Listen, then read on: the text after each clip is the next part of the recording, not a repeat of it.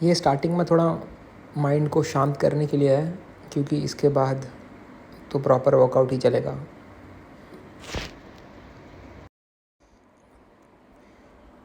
ये एक्सरसाइज करने से पहले मैंने ऑलरेडी वार्म अप कर लिया है और 8 मिनट्स मैंने रनिंग की, जिसमें मैंने 1.8 किलोमीटर डिस्टेंस कवर किया। अब मैं मोस्टली वार्म अप में रनिंग ही प्रेफर करता हूँ, क्योंकि काफ़ी इजी है, काफ़ी बेसिक है और मुझे काफ़ी हैबिट है रनिंग करने की, तो इसीलिए। तो रनिंग करने के बाद जो मेरा एक्चुअल वर्कआउट है वो स्टार्ट हो रहा है अब।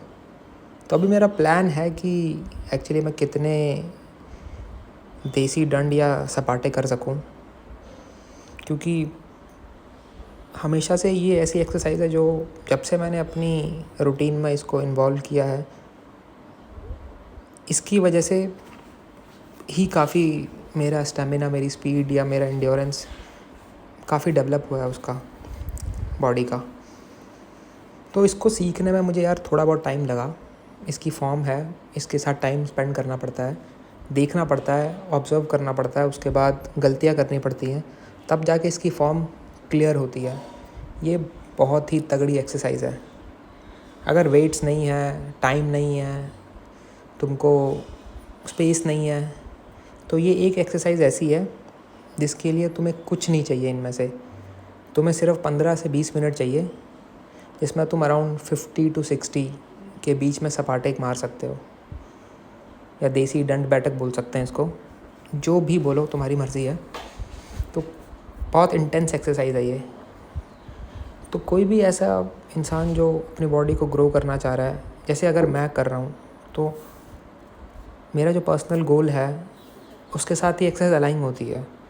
मैं कोई भी फालतू की चीज़ नहीं करता हूँ, अननेसेसरी एक्टिविटीज़ में मेरा बिल्कुल इन्वॉल्वमेंट नहीं है। अगर मैं कोई एक्सरसाइज कर रहा हूँ तो मैं ये देखता हूँ कि मेजॉरिटी में उसके बेनिफिट्स कितने हैं, रिस्क टू रिवॉर्ड रेशो क्या है, उसको करूँगा उसके बेनिफिट ज़्यादा हैं कि उससे इंजरीज ज़्यादा हो रही हैं।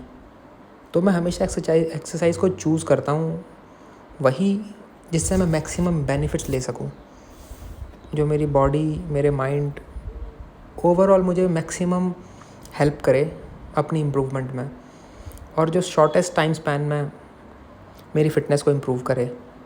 तो वही ऐसी एक्सरसाइज़ है। अब मैं इसके रेपिटेशन कर रहा हूँ, अराउंड 100-150 के अराउंड मेरा प्लान है, जो कि पूरा नहीं हो पाएगा आगे, क्योंकि फिर मैं स्विच कर लूँगा दूसरी एक्सरसाइज में। लेकिन अराउंड अगर तुम कुछ नहीं कर पा रहे हो, मानो तुम्हारे पास बिल्कुल टाइम नहीं है, तुम्हारे पास सारे एक्सक्यूज़ेज़ हैं, तो ये एक एक्सरसाइज है जिसको तुम कर सकते हो।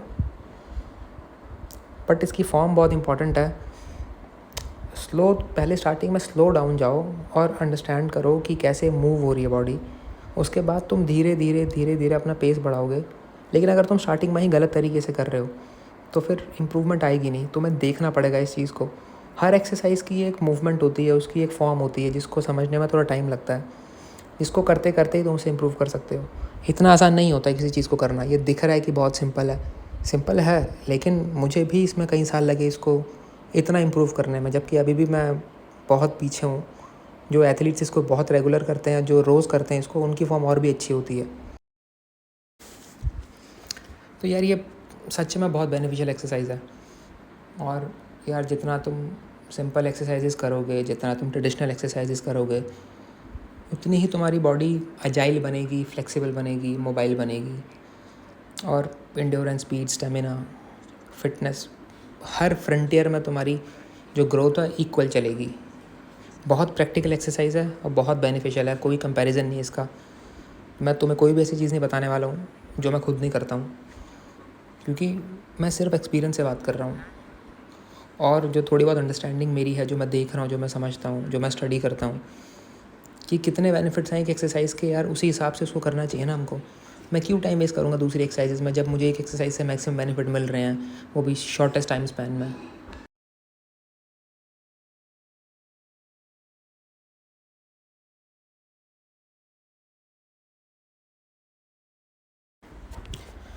तो अभी मैं एक्चुअली मैं 4th एक्सरसाइज में स्विच कर चुका हूँ।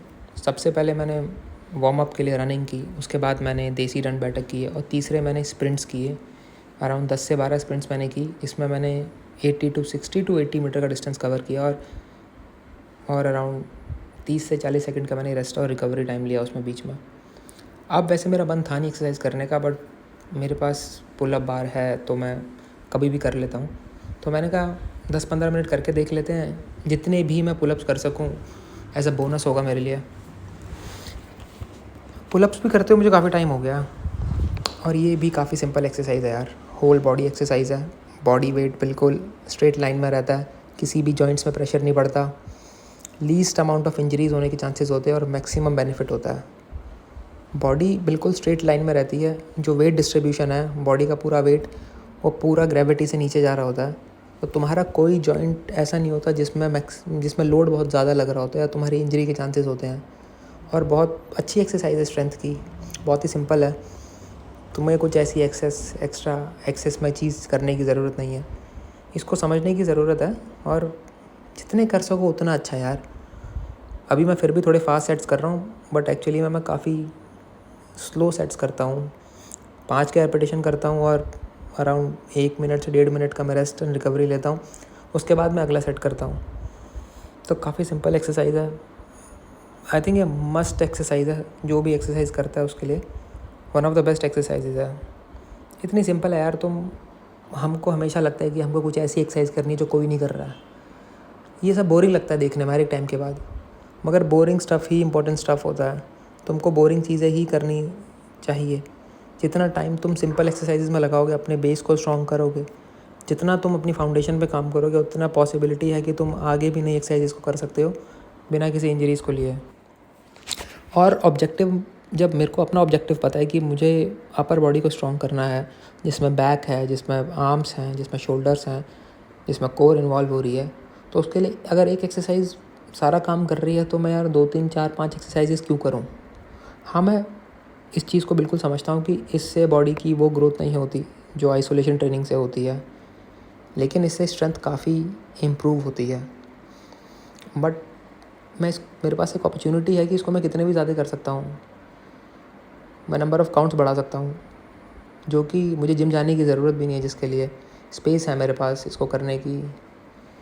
तो ये बहुत सिंपल है यार, ज़्यादा टाइम कंज्यूम नहीं करता। अगर मैं 15 मिनट भी पुलअप्स कर लेता हूँ तो उसका बेनिफिट मुझे इतना ज़्यादा मिलेगा जो अनकम्पेरेबल है किसी और एक्सरसाइज से। क्योंकि मैं इसे एक दिन नहीं करता हूँ, मैं इसे रोज़ करता हूँ। हफ्ते में 7 दिन पुलअप्स करता हूँ मैं। 7 नहीं करता तो 6 तो करता ही करता हूँ मैं। और कोई ऐसा एग्जैक्ट फिगर नहीं जो मुझे करने होते हैं, 30, 40, 50, कभी 100, कभी 120, कभी 150। रेयर होता है मैं 150 करता हूँ, लेकिन 100 एवरेज होता है जब मैं करने स्टार्ट करता हूँ। और कभी मूड नहीं बना तो 50, कभी 40, और किसी भी टाइम मैं कर सकता हूँ। अभी तो मैं अपने रूटीन के साथ इसे ऐड कर रहा हूँ और सुबह ही कर रहा हूँ। मैं हमेशा अपनी एक्सरसाइज का एंड डेड हैंग के साथ ही करता हूँ। अब डेड हैंग क्या होता है, तुमको सिर्फ बार पे लटक जाना है, जिनसे पुलअप्स नहीं होते, मगर जिनको अपनी ग्रिप स्ट्रेंथ पे काम करना है तो उनके लिए डेड हैंग बहुत अच्छा है। और उनके लिए, हर इंसान के लिए, मेरी खुद की कैपेसिटी इतनी नहीं है कि मैं 1.5 मिनट से ऊपर या 1 मिनट 40 सेकंड के ऊपर डेड हैंग कर सकूँ। बहुत डिफ़िकल्ट होता है, ये पुलअप से भी ज़्यादा डिफ़िकल्ट एक्सरसाइज है। लेकिन अगर जिनसे पुलअप्स नहीं होते तो वो ये एक्सरसाइज करेंगे तो उनके शोल्डर्स, उनकी ग्रिप, उनकी लोअर बैक या उनकी स्पाइन सारी स्ट्रेच होती हैं और सबकी बहुत अच्छी ट्रेनिंग होती है। और इसमें करना ही क्या है यार, इसमें तो तुम्हें बस खड़े रहना और लटके रहना है। लेकिन जब तुम करोगे ना तो तुम्हें रियलाइज़ होगा कि कितनी डिफ़िकल्ट एक्सरसाइज है ये और कितनी सिंपल है। हमारी हैबिट है ना, हम हर चीज़ ऐसी चाहिए जो अतरंगी दिखे, जो देखने में डिफ़िकल्ट लगे। हमको वो चीज़ करने का बहुत शौक़ होता है। लेकिन तुम अगर रियलाइज़ करोगे तो बेसिक चीज़ें एक्चुअली में तुम्हारी सबसे ज़्यादा हेल्पफुल रहेंगी इन लॉन्ग टर्म। ये फैंसी नहीं दिखता, ये अट्रैक्टिव नहीं दिखेंगी, ये बहुत सिंपल एक्सरसाइजेज हैं, सिंपल ही दिखेंगी। अब यार ऐसी ट्रेनिंग के बाद मैं ऐसा ही दिख सकता हूँ। अब मैं एक्सपेक्ट नहीं कर सकता कि मैं बहुत मस्कुलर हूँ, क्योंकि मैं बहुत ज़्यादा स्ट्रेंथ ट्रेनिंग भी नहीं करता हूँ। लेकिन मैं बीच में एंड्योरेंस भी कर रहा हूँ, मैं स्पीड वर्क भी कर रहा हूँ, तो हर चीज़ें कॉम्बिनेशन ही है ये। हाँ, आजकल आसमान कुछ ऐसा दिखता है शाम को, तो मैंने सोचा यार स्टार्टिंग इससे की तो एंड में भी एक अच्छी सी वीडियो लगा देता हूँ।